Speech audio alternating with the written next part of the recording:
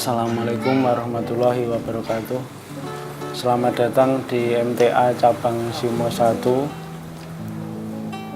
Perkenalkan, kami Darman diamanai sebagai ketua di Cabang Simo 1 ini. Cabang Simo 1 adalah tergolong cabang yang lama, yang awalnya dari beliau Bapak Wiji Muhammad Sholeh. Beliau adalah pada saat itu sebagai masih belajar di Solo, kuliah, dari pemuda dari kampung sini, Kampung Wonosari, Desa Bendungan, Kecamatan Simo, Boyolali.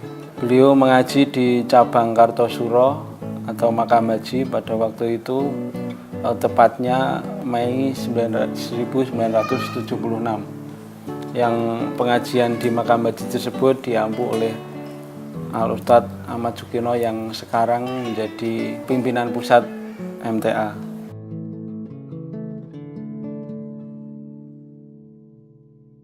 Setiap pulang dari kuliah, beliau kemudian langsung mengajak teman-teman di sini untuk mengadakan pengajian di masjid sebelah barat majelis ini. Ya, pada waktu itu setelah beliau mengadakan kajian, akhirnya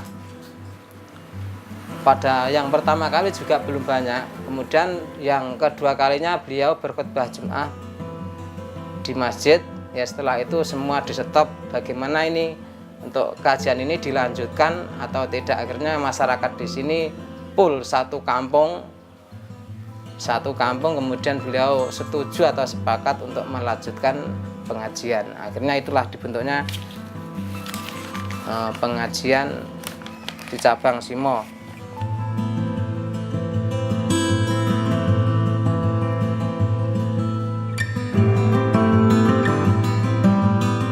Sekitar tahun 1979 kegiatan tersebut dimulai di masjid dan banyak pesertanya.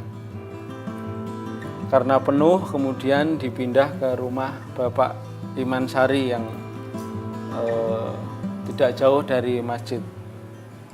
Bapak Iman Sari adalah imam masjid di Kampung Wonosari.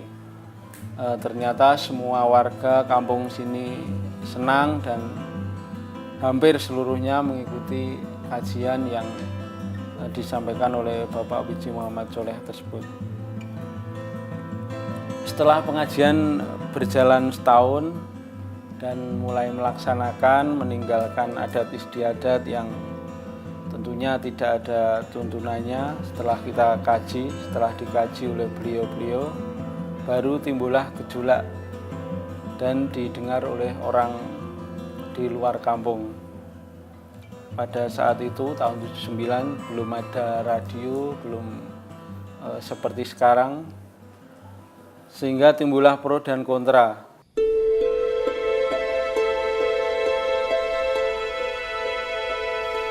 Setelah itu ada masyarakat yang memang tidak setuju dengan pengamalan itu, sehingga muncul dari bermacam-macam fitnah, isu yang kadangkala menimbulkan ketidaksenangan kepada warga yang lain. Walaupun tidak kelas fisik, tapi dia memfitnah, kemudian mengejek dan seterusnya. Contohnya begini, nanti kalau orang yang ngaji, kalau meninggal, orang dibantai, digelundungi seperti hewan dan lain-lain. Itu contohnya. Kemudian dalam perjalanannya, MTA yang waktu itu masih rintisan, yang bertempat di rumah Bapak Iman Sari ini, Bahkan saat itu Al-Ustadz pernah sempat mengisi di sini Pak, di rumah saya ini. Ustadz Zulkarnain waktu itu masih muda, beliau masih muda betul. Saat itu saya habis dari PGA itu tahun 70-an 5 saya keluar dari PGA. Kemudian dalam perjalanannya tadi sudah sebutkan banyak yang tidak suka sehingga mereka mengadakan pengajian tandingan.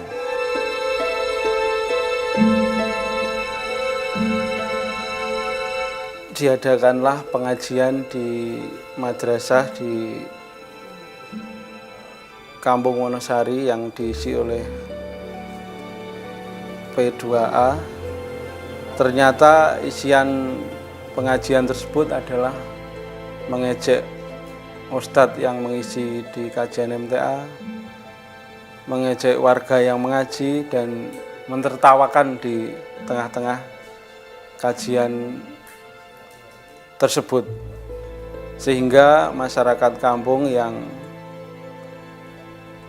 pada saat itu ikut menjadi terbawa dan mereka terpengaruh. Kemudian dalam perjalanannya timbul satu niat sepakat untuk waktu itu untuk membangun gedung. Jadi kita waktu itu belum menjadi cabang resmi, artinya baru cabang, belum resmi cabang, tapi sudah buat gedung sendiri.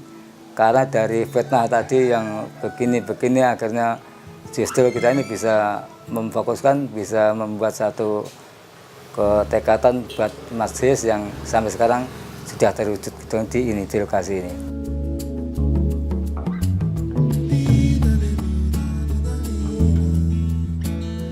Pengajian diresmikan pada tahun 1981 menjadi MTA Cabang Simo oleh beliau Al-Ustadz Abdullah Tufail Saputra almarhum, yang pada saat itu beliau juga pernah hadir juga di gedung baru pada saat itu di tahun 1981 sehabis beliau menjadi imam dan khotib di Idul Fitri di lapangan Desa Bendungan. Pada tahun 1983 tanah secara resmi diwakafkan, tertulis diketahui oleh Kepala Desa Bendungan, beliau pada saat itu Bapak Ahmad Yasin almarhum, dan menjadi tanah pengajian, tanah wakaf di pengajian MTA Cabang Simo yang seluas 200 meter persegi.